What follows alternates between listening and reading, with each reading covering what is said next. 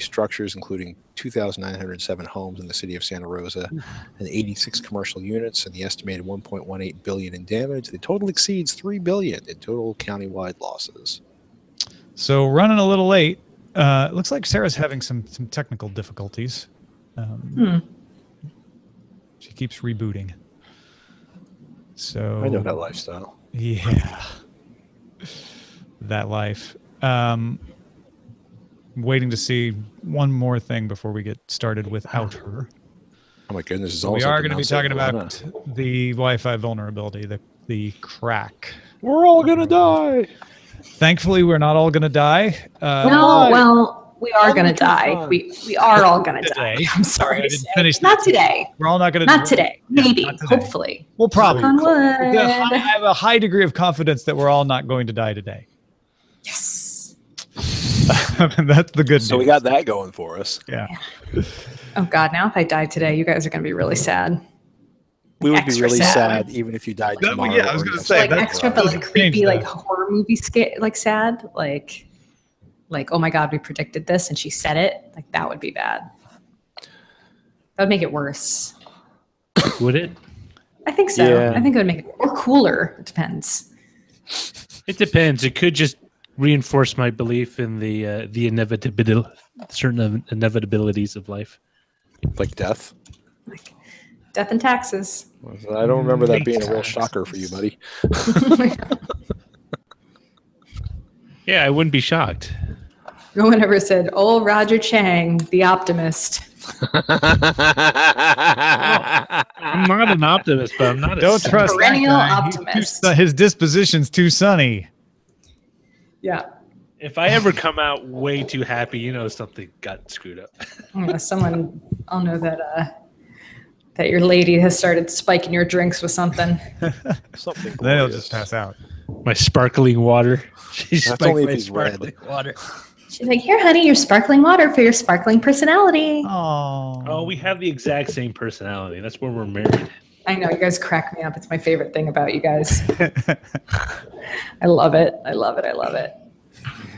All right, so Sarah's going to join us when she can, but we're going to go ahead and get started. Y'all ready? Y'all ready for this? Roll. Where am I? Wait, where did my windows go? Where did your windows go? Monkeys. Uno moment. One moment. There. Thank you. Sorry. All right. Now, are you ready? So how do you want to split up the headliners? I'll just read the Sarah ones till she shows up. Okay. And you can read the last Sarah one if she's not here by then. Okay. Does that work? That's fine by me. Here we go. 3, 2. No outside organizations have influenced the creation of this daily tech news show. This show is influenced and supported by people like me. To learn more, visit dailytechnewsshow.com/support. This is the Daily Tech News for Monday, October 16th, 2017. I'm Tom Merritt. Sarah Lane will be joining us shortly, we hope. She's having a few technical difficulties, but we also have Veronica Belmont. That's you. Was I supposed to introduce myself? I'm sorry. I didn't pick up on that. And also, like, Patrick made a sound, and so the camera went to him, and I was like, oh, Patrick's... Okay. Well, anyway, I'm here. Happy Monday. And Patrick Norton is with us as well. Patrick is also here. How's it going, Patrick? Can I speak? It's safe. It's safe to speak. It's a safe space now for you to speak. All I did was click on my mouse, Veronica. I'm just saying, I'm not the Google Hangouts. I don't control these things. It's a loud It was just very confusing for me. It's not you, it's me. Apologies for that. Roger Chang is here as well. Roger, are you okay? I am fine. Good to know. Let's start with a few tech things you should know. Now, a vulnerability in the Wi-Fi protocol has been revealed by Belgian researchers. All operating systems are vulnerable, though many of them have already been patched, not all of them. Users should make sure to use HTTPS and VPN when on Wi-Fi and patch systems as those patches become available. That's the bottom line. We're going to talk about that in depth a little bit later on. The U.S. District Court for the Eastern District of Texas has denied all Apple's motions, leaving stand a decision that it owes Vernet $439.7 million in total judgments. This is in a patent dispute over secure communications and FaceTime. However, all of the patents in the case have been invalidated by the U.S. Patent and Trade Office. Vernet has not exhausted its appeals at the USPTO, so the court case can continue, and Apple will have to pay Vernet. It's all a mess. So they'll still have to pay them, even though I'm confused. Yeah. This is why I'm not a lawyer. HTC is sending out invites to an event November 2nd in Taipei. Best guesses is the HTC U11 Plus smartphone will be announced, but who knows? Who knows? It's going to be the smartphone, but we don't really know. Huawei announced the Mate 10 and Mate 10 Pro phones with a dedicated neural network processing unit, or what they're calling an NPU, dedicated for the AI function. So the NPU can anticipate what apps you use and kind of pre-launch them so that they launch a little faster. It can reduce strain on the CPU, speeding up the CPU when it's needed, and it can help in apps like Photos, like an automatically filter based on the photo that you're taking. It works with third-party apps like Microsoft Translator. Phone runs Android Oreo with a 4,000 milliamp hour battery, Kirin 970 CPU, and 12-core Mali G72 GPU. The 5.9-inch LCD Mate 10 cost you €699. That's coming to 15 countries, more than 15 countries in October. And then the slightly larger 6-inch AMOLED Mate 10 Pro is almost bezel-less, so it looks a lot bigger, has no physical home button, and moves the fingerprint sensor to the back. That costs €799 coming in November. Folks, are we tired of phones, or are these impressive? For me, having integrated AI, actually deciding things like what your favorite apps are, I mean, this is kind of like the next level stuff that we haven't really seen yet from companies like Apple, for example. I'm really curious to know how it decides when I want to use my apps. I think it's a little creepy, huh? How much do their partners, like, part of me was like, yeah, neural networking. Well, Google paid us this much to push their translation, or this company paid us that much to put their translation. I think it's both less impressive and less nefarious than this. It just kind of preps the apps, and then when you launch them, that helps them run a little more efficient and a little faster. Is AI at this point just getting stretched to cover everything? Because there's news stories where it's like, our artificial intelligence, and I'm like, no, your algorithm. Yeah, you have a decision matrix that decides. This is not super cool next generation. Scotty, beam me up. I'm talking to my computer and it's going to do things from the. Sorry, I get a little frustrated. No, you're 100% right. I mean, it's the buzzword of the moment right now, and so everybody's figuring out ways that they can kind of shift their wording, their descriptions of their products to make it fit into the artificial intelligence bucket. We could say, it's not really a neural network. It's artificial intelligence in your rice cooker that makes the rice cook properly. Hey, my rice cooker does have fuzzy logic. I have a fuzzy logic rice cooker, okay? But it's fuzzy logic AI. I don't even know what it means, Patrick. I don't even know what it means. It's fuzzy. I'm a little fuzzy on it. That said, though, all the reviews on the Huawei say that the AI is pretty impressive, and it's nice that they're not just throwing it against a virtual assistant that will anger you because it can't do what you would expect it to do. It's pushing it into the apps. So the camera tests that people have done, they're like, actually, I could tell. Like when I pointed it at one thing, it looked good, and then it adjusted when I pointed at another thing. So you know what we should do? We should do a whole episode on why Apple has fallen so far behind on their device artificial intelligence assistant software. I think that'd be an interesting topic. Did you do that already? You did, didn't you? No, but I think there's more to it than just why Apple has fallen behind. It's where are they? How good are they? Because I don't think any of them are as good as they promised to be. Well, yeah, as they promise. They promise a lot. Yeah. Oh boy, do they promise a lot. Boy, don't they. IBM is promising to make bank transfers not last 3 days anymore. Anybody who's done that bank transfer knows you get like the 3 to 5 business day wait. Yep. IBM set up a blockchain payment system to transfer money between banks across 12 currency corridors in Australia, New Zealand, and other South Pacific nations. System will make transfers happen almost real time. A cryptocurrency called Lumens from a company called Stellar will be used to facilitate the cross-border payments, although banks may eventually replace that with their own cryptocurrency. This is just to get it up and running. But if I understand this right, what they have to do now, especially when they go across borders, is take the money, convert it on their end, then send it over, then convert it again. And that's part of the reason, not the only reason, but that's part of the reason it takes so long. Well, this will be, that would be a very nice change, I think. The It's U.S. buzzword for Patrick to get mad at, though. I wasn't even going there, man. All right, fair enough. I wanted to make sure you didn't feel you had lost the opportunity. No. I was going to get mad at the banks because the banks will still figure out a reason to sit on your stuff for 3 days. Yeah, they'll find it. But now it'll be entirely under their control, and they can profit under it. Thank goodness for that. Look, you snarked for me. This is great. The U.S. Supreme Court will hear an appeal by the U.S. Department of Justice over a decision that prevents prosecutors from obtaining emails stored on a Microsoft server in Ireland without getting an Irish court order. New York-based Second U.S. Courts of Appeal ruled the emails on an Irish server of a customer in Ireland were beyond the reach of U.S. domestic search warrants. Yeah, this is a big case, and when they won in New York, a lot of people thought maybe that would be over, because if the U.S. Supreme Court had said we're not going to review it, that decision would have stood. But if you've kind of forgotten what it's about, it's a customer who says they're Irish with emails on an Irish server. The U.S. Department of Justice wants it in relation to a case. Microsoft said, "Great, go to Ireland, get a warrant." The Department of Justice says, "We don't need to go to Ireland. We got a warrant here in the U.S. You're a U.S. company. Give us the emails." And so the dispute is whether a U.S. warrant can be used to make a U.S. company pull data off a foreign server. Yeah, I guess if it's not coloed somewhere in the U.S., I mean, could that be a possible loophole in that kind of thing? Like if they have data centers that are sharing information? I mean, because this is on a server in Ireland, I assume that that's all that matters in this case. But it's an interesting question.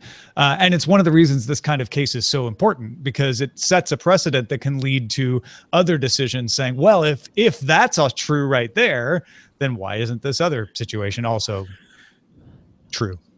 And the best part is our current Department of Justice is certainly laser focused on individual rights and preserving privacy for all citizens, that we may be secure in our business transactions and personal needs.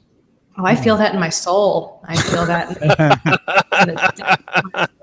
Truly do. I mean, and it's, as much as I might snark about the DOJ, you know, we also here in the state of California have a senator that's convinced that all encryption needs a backdoor for the children, to keep the children safe. And let's be clear, this is somebody who has a legal warrant within the United States. If this was on a server, there'd be no controversy. Microsoft would say, oh yeah, you got a judge to sign off.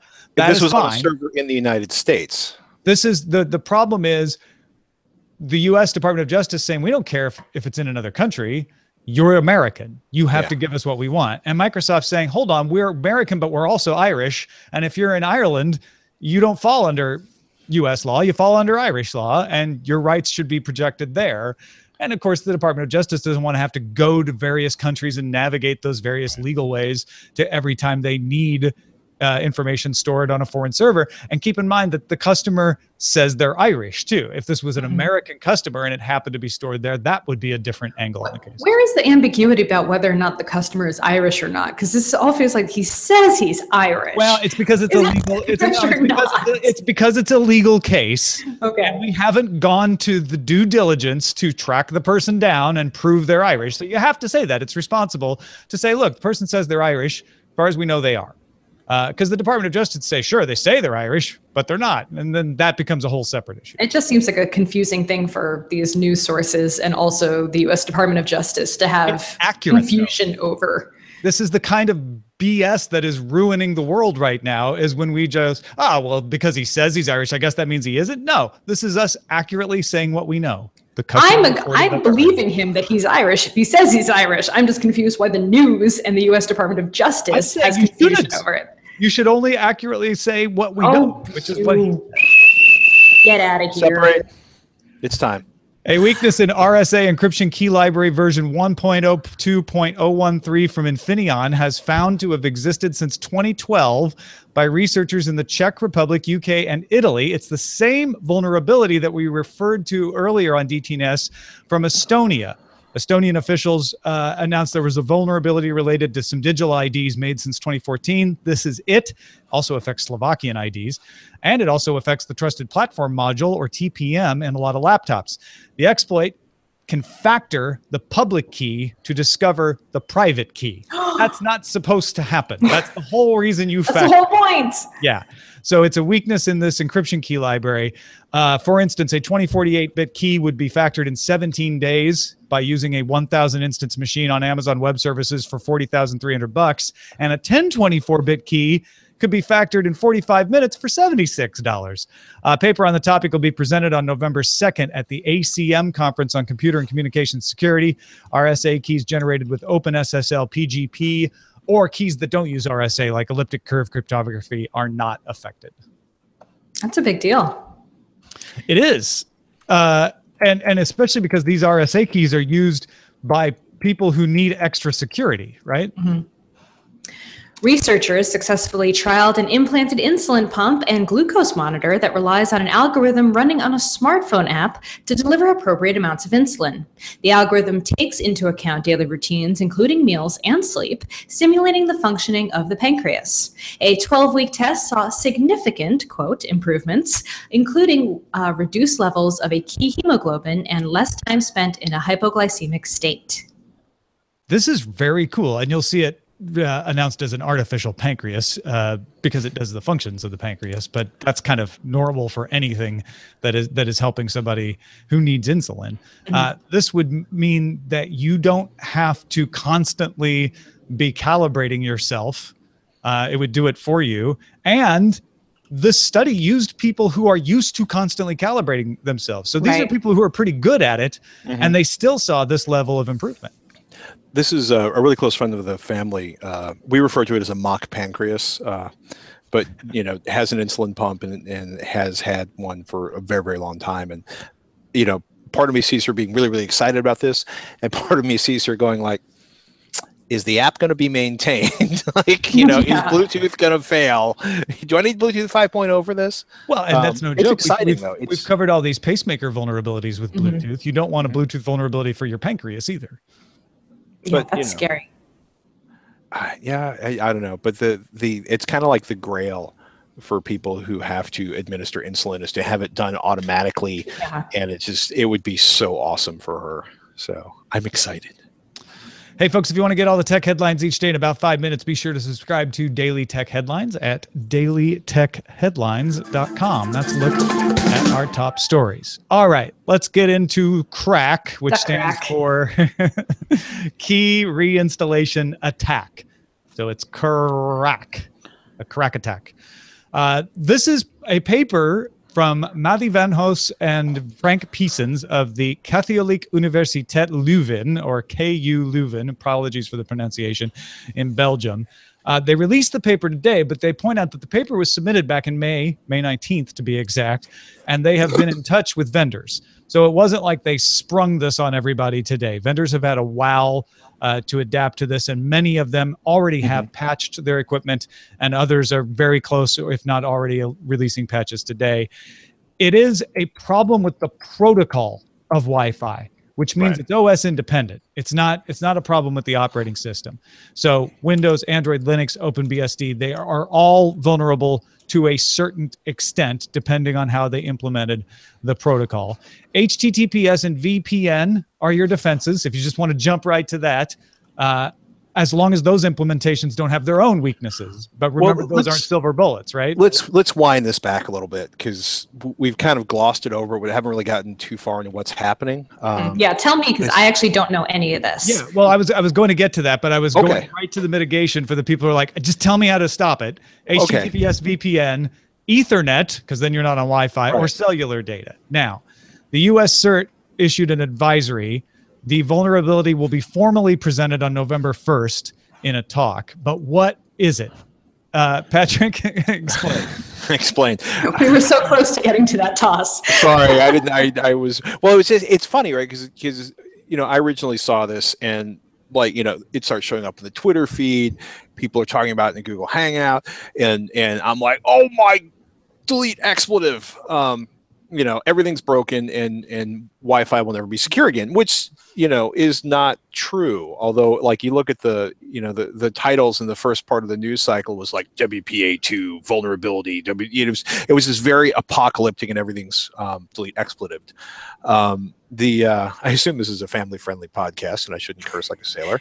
But essentially in the handshaking process, what they call the four-way handshake in WPA2, they figured out that they can slip in a little bit of data. It's a man-in-the-middle attack, which basically means you have to be near you or a device you have control of needs to be near their Wi-Fi. And essentially, when it's doing the handshake thing, you throw a little something of your own in there, and that allows get it to reset the key. Yeah. The third wave of the four-way handshake is one way of doing it. In fact, there are 10 CVE numbers, so 10 vulnerabilities here. Not all operating systems are vulnerable to all of them, but all operating systems that are unpatched are vulnerable to at least one of them. Windows and iOS are actually immune to the most severe of the several approaches, and Android and Linux are the ones that have suffered the most of these vulnerabilities. Yeah, I mean, basically they're reinstalling it all. They're reusing an old cryptographic key. Basically, it's like, for some reason, an old key works in this lock, right? Imagine if your lock changes, your key changes in the sense of a physical key. Like, imagine if every time you went to your door, there was this negotiating process and a magic key appeared in your hand and you turned it in the door, but you can never use that key again. Well, turns out you can use that key again. In the case of Android 6.0 and above, you can basically, instead of getting the actual cryptographic key, just give it a whole bunch of zeros, which is a real nightmare. Which is the first key, right? Yes. And it works over and over again.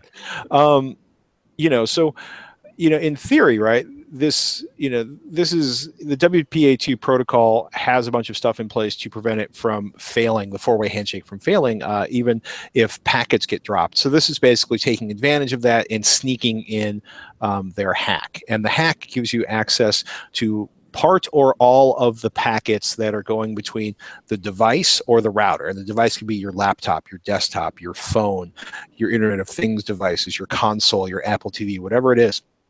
And on one hand, that's really scary. But as Tom pointed out earlier, if you're already, if you're running HTTPS everywhere, and you should, EFF.org/HTTPS-everywhere, which basically forces your browser to use an encrypted connection to whatever server you're browsing. For example, I'm connected to Wired right now, and all of the packets between me and Wired are encrypted, which is probably excessive. Or, my favorite cartoon website, I can do an HTTPS connection to that, but it also means anybody who can crack into the wireless network will not have access to, they cannot look at the packets, or they can look at the packets. That's a really important point, is all they can see is the data. This is not a remote hack. They need to be on your Wi-Fi network, so they have to be in range of it. And it's not they're not stealing your Wi-Fi password even. All they're doing is seeing the traffic. If the traffic is encrypted, then all they'll see is the encryption. They won't be able to see what's in it. Yeah, so if you run a VPN between you and the remote VPN server, even if someone manages to use the crack to get into the wireless network and to get a look at your packets, all they're going to see is the encrypted packets between you and the the endpoint of the VPN you're attached to. So if you're, like Tom said, if you're running a VPN, now I can't run a VPN and use certain services. Like, there's a bunch of financial services. Craigslist, for example, hates VPNs. I don't know why. I don't care. But like, I'll have a VPN going because, like, I'm in a place where I need to be secure, and it's like, oh, this really important service that belongs to a financial institution won't work because apparently they're afraid of VPNs. And oh yes, Craigslist won't let me look for speakers. And Hulu, even if you're in the US using a US VPN, will assume you're trying to trick it. But the point is, if you're encrypting the traffic or obfuscating it, they won't be able to see that. Now, that doesn't mean that HTTPS everywhere is all you need to worry about. HTTPS everywhere only works when the website is serving HTTPS. If the website can be tricked into saying, oh, you don't want the secure version? Great, here's the insecure version, then that's a problem. If your VPN provider is not trustworthy, or if your VPN endpoint has been hacked, then you're not secure either. But those are both true no matter what. What we're saying here is really, most people don't need to worry about it, but they should take it seriously and patch it to prevent themselves from falling victim to it. So if you're at home, you probably won't be hacked. And, you know, I'm not saying you guaranteed you won't, but most people aren't going to have someone drive up to their house and try to get into their Wi-Fi network. You should patch as soon as possible, but you shouldn't sweat and fret and worry about it. If you're in a coffee shop, an airport, hotel, you should already be using VPN and HTTPS everywhere, and you should absolutely, especially use it extra now. And if you're at work, it kind of depends on how big a target your company is. That's where the real worries come in, right? If you're at a company that's worried about industrial espionage, if you are at a three-letter agency, if you are just, you know, if you are a medical facility and for whatever reason, you know, you think somebody might be trying to crack into you, that you may think that's far-fetched. You know, if you're, you know, the HIPAA compliance officer for localhospital.org, this may be a much more serious thing for you. You know, large organizations and businesses that are prone to being hacked already, this is a nightmare. Not because it's particularly, you know, it's not that it's that much worse than any other opportunity to, you know, crack into the network, but it's one more vector you have to defend against. And when you look at this, the great thing about this is it can be, you know, once it's patched on the client side or on the router side, it's fixed. You know, there's a really awesome cartoon from commitstrip.com, which I apologize I did not put into the rundown earlier.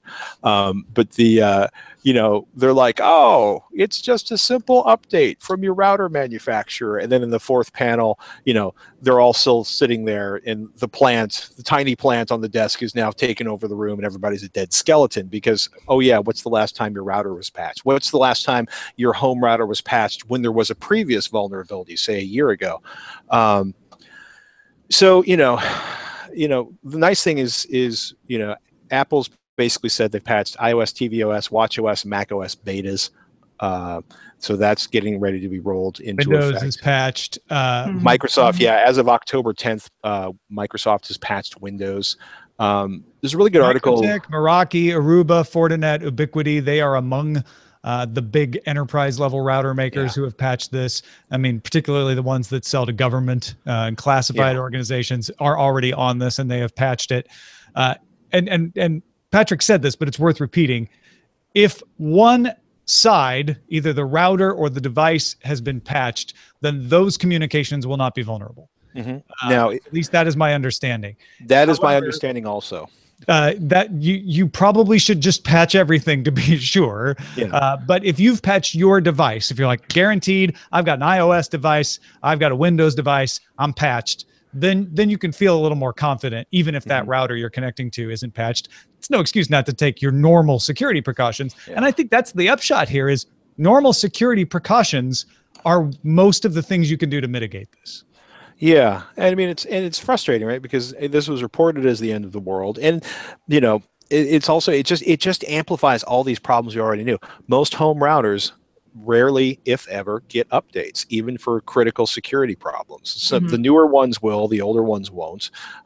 You know, most Internet of Things, which are essentially, you know, recycling the software, like the manufacturer makes sure it runs before they ship it to the companies that slap it in their own box and put their own label on it. And in most cases, those companies, and all too often, all they do is like slap their own, you know, graphics on top of the application running inside of the machine. There's not a lot of security on a lot of especially inexpensive Internet of Things devices, and a lot of the expensive Internet of Things devices have never been particularly well audited or tested. So, you know, that's where you might be like, gosh, there's no update for this on my router. Maybe it's time to upgrade a router. And I'd be like, yes, it may be time to this might be the excuse you need to upgrade the router that you probably don't need to upgrade otherwise. Using Ethernet will fix it. There's Kevin Beaumont wrote a really nice kind of everybody take a breath article. It's called Regarding Crack Attacks, WPA2 Flaw. You know, and he points out, like, you know, it's patchable. Linux patches are out now. Windows has already been patched. You know, Apple basically says it's already been patched. He points out, quote, the attack realistically doesn't work against Windows or iOS devices. The group vulnerability is there, but it's not near enough to actually do anything of interest. You know, the place to pull off, even if you're in range. Yeah. So this is a non-trivial. This is all about estimating your own your own level of vulnerability and your risk versus your willingness to mitigate against it. If you're in a place where you have classified material that you know someone would like to get to, you need to unplug the Wi-Fi router until it's patched, and you need to patch all the devices and not use them on Wi-Fi until they are patched. On the other hand, if you're an average person at home, you just need to make sure you get those patches as soon as they're out so that you don't accidentally run into some vulnerability down the road. That's actually one of the things Darren Kitchen pointed out when we were asking him about it earlier in the day. He said modern devices will likely be updated. It's older devices that might never be. So this bug is going to be around for a long time. Or this brings up the issue that when vulnerabilities like this are found that impact nearly every device, the industry needs a better way to respond. Yeah. This was fascinating, gentlemen. I know I didn't have much to contribute, but I was listening very intensely. Well, how do you feel? Do you feel better or worse about this? Both, kind of. Like, I don't really like.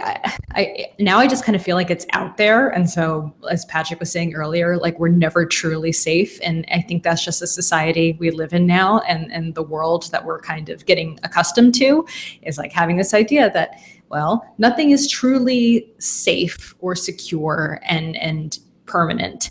And so it's just about knowing how to best protect yourself and secure your data and understand how the information is being used and where it is out there in the world and doing the best to stay in front of it as much as possible. Tell you what, I have two thoughts before we leave. The first is today is good news. This is the system working. The mitigations to defend yourself are all the things you should have been doing anyway. So if you've been following those good practices, you're okay.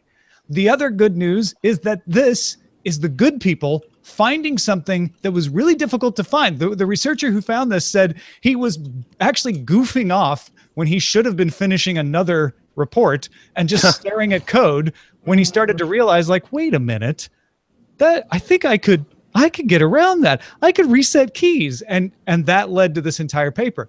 This is what you want. You want obsessive, talented people looking at this code and finding this stuff and telling vendors and manufacturers and then telling you before it's out in the wild. Yeah. Also, my second point here is that I think TechThing should have a new segment called Patrick, where you talk about the important. Ooh, that's good. We bricked De Niro patching it recently to the latest firmware upgrade. Ouch. Bricked it. Yeah, once in a while automatically update. Yes. Yeah, they did, and all the other ones successfully updated except for one, which died and then killed everything in the house. You're not the only one that's. The rest of the network kept running, but I managed to brick one during an update too. Well, and real quickly, the last point. They took care of it, but still. Before we wind this up, that reminds me, Patrick, the last tech thing, you did a bit on those mesh networks and routers and such. Do those help? Because they kind of put front and center the idea of like, hey, here's your app, here's what's going on. You can check and see if you got the latest firmware and if it's patched and everything. Well, I mean, it's the interesting thing about the mesh networks is right now is because they are so expensive compared to sort of an entry level router. They are receiving a great deal of attention from the companies, and that means I think that they have more resources to get updates. Where they will be 2 to 3 years from now is an entirely different question. But yeah, at this point, I'm actually kind of digging in some of those. The favorite thing for me is like, for example, we're talking about Robert Heron, my partner in AVXL. He maintains his mom's network, which is on an Amplify HD router, and he can basically pop up his phone and be like, okay, everything's running great. Oh, I can do this update. What's this weird thing attached to the network? Oh, it's, the insulin pump or whatever it is. So in that sense, it's nice because you can do all that stuff remotely and you can check on that. So that may be more of an advantage if you're doing a lot of parent tech support. But at this point, all of them are so expensive. I think the companies are doing a very good job maintaining them. We'll know a lot more over the next month as we see how long it takes or if companies roll out updates for these. Yeah. Well, thanks to everybody who participates in our subreddit. You can submit stories and vote on them at dailytechnewsshow.reddit.com and facebook.com/groups/dailytechnewsshow. Thank you, Veronica Belmont, as well. Where can people find more of what you got going on? Well, we have the entire season of season 1 of IRL available for download now at irlpodcast.org, and we are working on new content. We're wrapping up episode 1 of season 2 coming soon. I think we're going to have a mid-season episode as well, so in between the launch of season 2, we'll have something new for you guys as well. And thank you, Patrick Norton. You mentioned avexcel.com with Robert Heron, of course, techthing.com with Shannon Morse. But you're part of that whole Hack 5 family over there. They got some big stuff coming up. Actually, this week, Hack 5's got a gear launch event. They've sold out all the tickets for that, but there's going to be a live stream for that. But if you go to hack5.org/RSVP, or excuse me, hack5.org/live, the event will be live streamed when Hack 5 releases, quote, 3 new devices at the quote, Hack 5 gear event. So if you're interested in pen testing tools and network security, and you probably are if you listen to this podcast, keep an eye on hack5.org/live on Friday. I was talking to Darren to make sure I had my ducks in a row on this story. And one of the things he mentioned is that they are both adding and patching the Pineapple right now, because the whole point of the Pineapple is to pen test Wi-Fi networks. So they're like, well, we've got to be able to execute the crack hack on Pineapple so you can tell if a Wi-Fi network is vulnerable if you're using it, if you're relying on it. But he's like, but the Pineapple is also vulnerable to the crack vulnerability because it's a device with an operating system like every other device. So isn't that great? Yeah. I don't know. The Wi-Fi Alliance had a great sort of press, blog press release on this. We're like, we're very thankful that somebody found this and pointed it out and worked with all of our partners to help implement, updates to this rather than just exploiting it in the wild or selling it to the NSA. Yes. So that was cool. Hey, Daily Tech News Show continues to bring you shows like this one because you support us in doing so. Last month, you showed incredible support in allowing us to get to our next milestone. We had our first DTNS Labs episodes in the feed this weekend. But as happens, we have 9 fewer patrons than we did at the beginning of this month. And mostly people are saying it's because of financial difficulty. So if you haven't supported the show and you can afford $1 a month and can pick them up, help us out. Get us to our goal. Our monthly goal is always to get just 1 more patron than last month at the very least. Go to patreon.com/DTNS if you can help us do that. Our email address is feedback@dailytechnewsshow.com. We're live Monday through Friday, 4:30 p.m. Eastern, 2030 UTC at alphageekradio.com and diamondclub.tv. And our website is dailytechnewsshow.com. Back tomorrow with Patrick Beja. Talk to you then.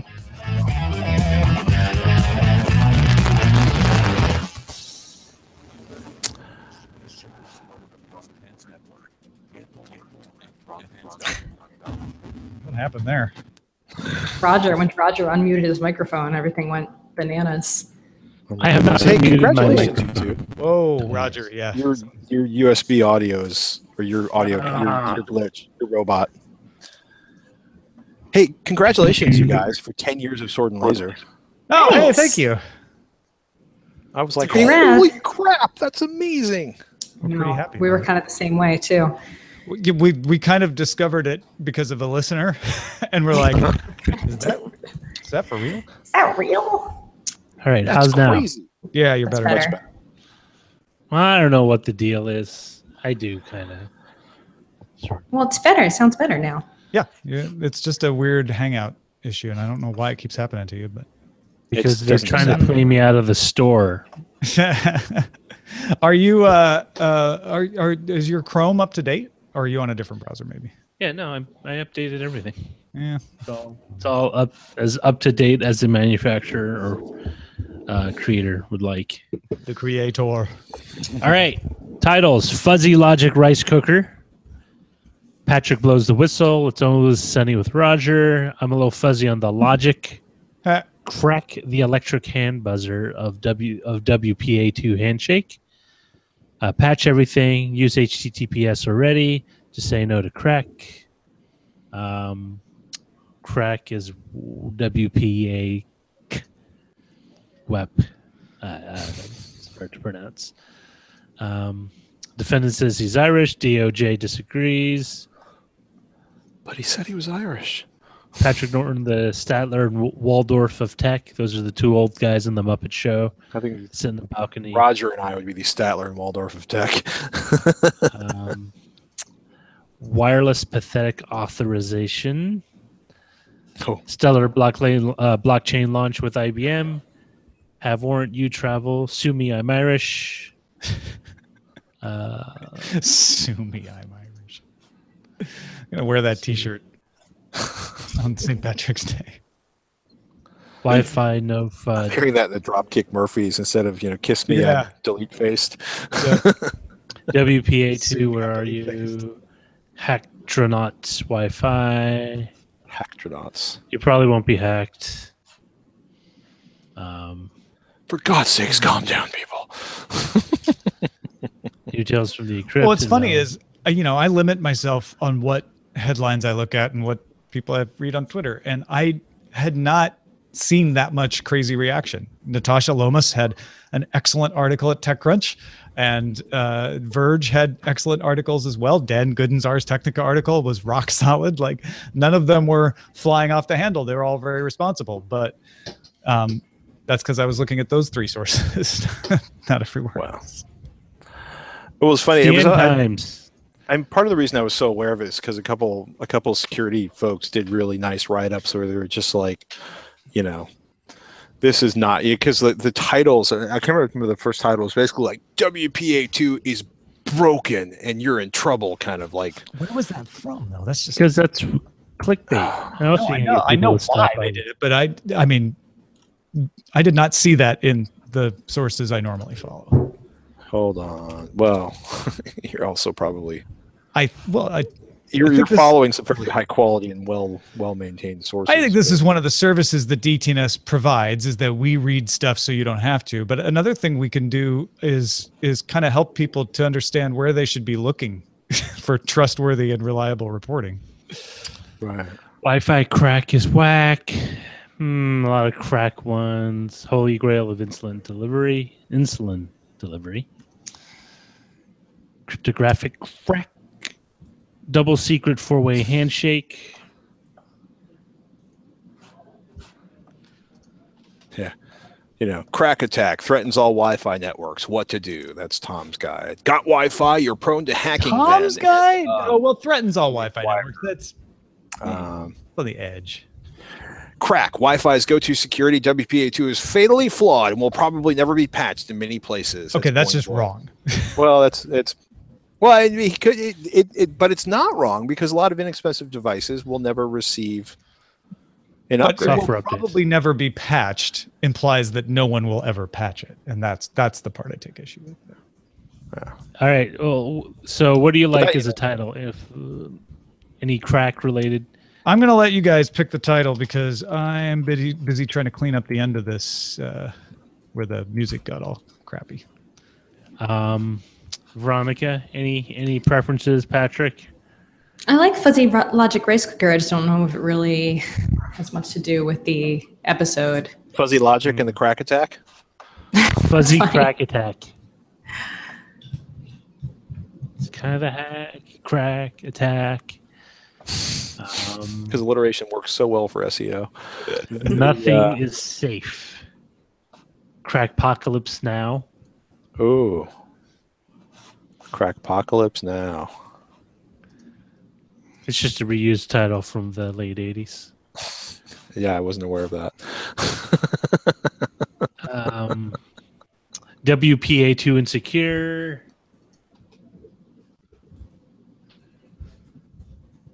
Is anything ever too secure? Feel that in my soul. WPA cracked again. Use I have to give up this conference room. All right. So you choose crack the electric hand buzzer of WPA2 handshake? Totally. All right. I'll see you guys later. Bye, Pat. Bye, guys. Take care. I like that just because I think it's actually a longer title than even I would come up with. What do you think, Tom? Like I said, I'm not even paying attention to anything you're saying right now because I'm trying to edit this. All right, audience. If you like it, vote for it. Crack the electric hand buzzer of WPA2 handshake from JT0. What's the website for the titles? Showbot.tv, SHOWBOT.TV. Showbot.tv, show.tv.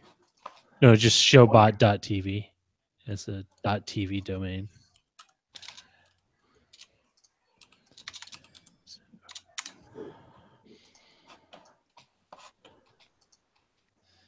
And Just Say No to KRACK has 7 votes. That's a good one as well. Just Say No to KRACK. Just Say No to KRACK has 8 votes. That wasn't me voting on it. 9 votes. Oh, it's climbing up there. 10. 10 votes. It's pulling away from Fuzzy. Oh, Just Say No to KRACK has 11 votes. It's Always Sunny with Roger Chang, 7. Fuzzy Logic Rice Cooker, 8. Sounds like a horse race. No, don't blow the whistle. Oh, Just Say No to KRACK, 12.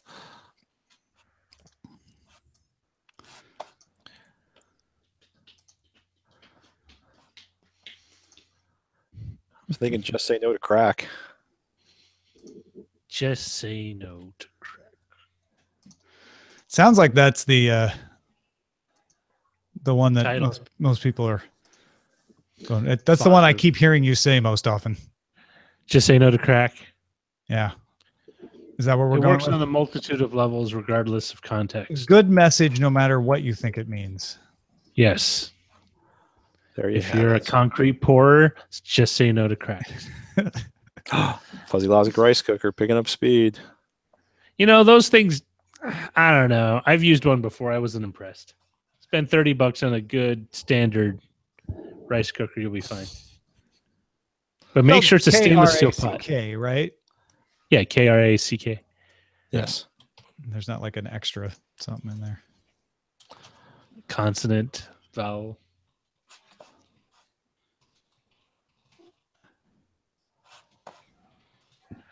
So hot. So hot. Pat Rich. Oh, Patch Rick. Patrick. That is a good, that could be Patrick, like a monthly it could be like your character that comes out is like, raises awareness for the importance of Patrick. Patrick. But you have to wear Patrick. You'll have to wear like overalls. Apache Leprechaun of Joy. And then have a trowel. You definitely have to wear something with patches on it. Have a trowel so you can patch over things. Maybe a tweed jacket with leather patches.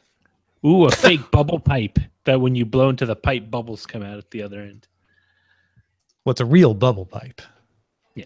It's a fake tobacco pipe. Yeah. It's fake complicated. This is complicated. Oh, Just Say No to KRACK is up to 16. Fuzzy Logic Rice Cooker 11. Oh my goodness. What on earth? Sorry.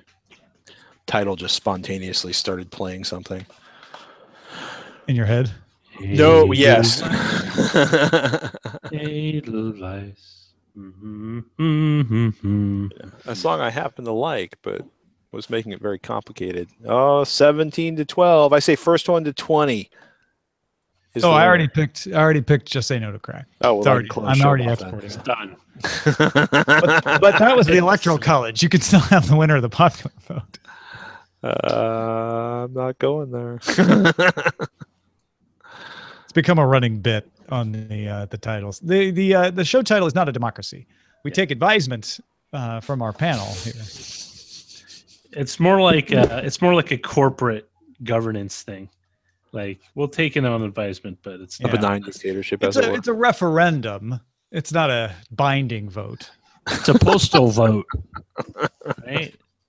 We'll see how you want to vote before you actually get to vote. Oh my goodness! It's a plebiscite. Is that what it's called when you? Is that plebiscite where you canvass the population at large? Yeah. So, how would you like to vote on this measure before you actually get to vote on the measure? What a waste. Plebiscite, the direct vote of all the members of an electorate on an important public question such as a change in the Constitution. Oh, no, this is not a plebiscite then. This is definitely not. No, what's the one that they're doing in Australia for gay marriage? They just call it a postal vote. But it's a non-binding... I think referenda are usually non-binding, no? Except in California. That's true. The referendum votes here are binding. Because Brexit was non-binding. It was just a referendum. It just a referendum, a term used by any ballot measure to be voted on by the people, can be an initiative or a referendum, a brand new law or constitutional amendment, and voted on by the people. In California, initiatives can be proposed by the legislature or by the people through the direct initiative process. So a referendum can be binding or non-binding. It doesn't imply that in the name. Yeah, depends on where you are and what you're voting for. Is there a name that implies the non-binding aspect in the word itself? A non-binding referendum? Without adding non-binding. Non-binding chaps. Non-binding resolution. Non-binding glue.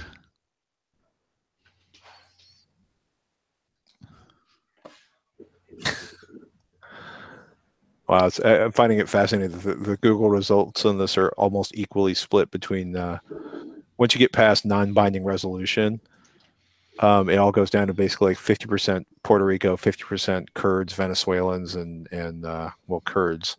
One Venezuelan, the rest is all Kurds. It's Kurds and Puerto Ricans all the way down. And it sounds like Catalonia. Don't forget Catalonia. It just sounds like New York for some reason. Yes, I like this. Ken from Chicago says, I am the single member of our electoral college, and I can be a faithless elector if I want. The following U.S. states allow legislatively referred state statutes or referendums. Maine, I feel like there's a word that means like it's a vote, but we don't have to follow it. I could a be non-binding referendum. one word that means non-binding referendum. Yeah, exactly.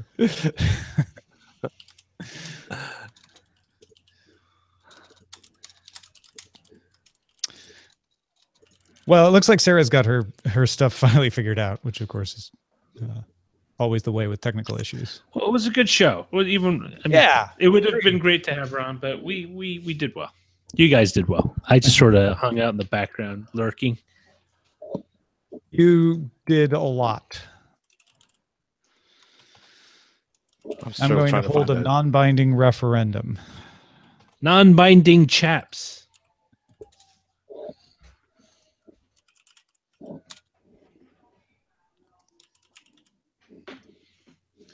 It'll be like a Depeche Mode cover band. Your own personal chaps.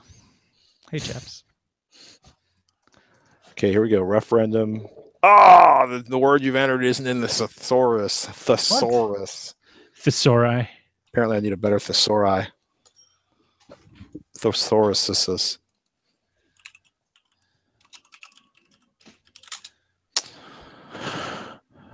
She could really do the thesaurus. Love that. Boom Show is on. So stop watching our silly thing if you're watching live and go check out twitch.tv/rockpants because we're almost done anyway. In fact, thanks everybody for watching and hanging out with us. And we will talk to you tomorrow. Goodbye. Bye, everybody.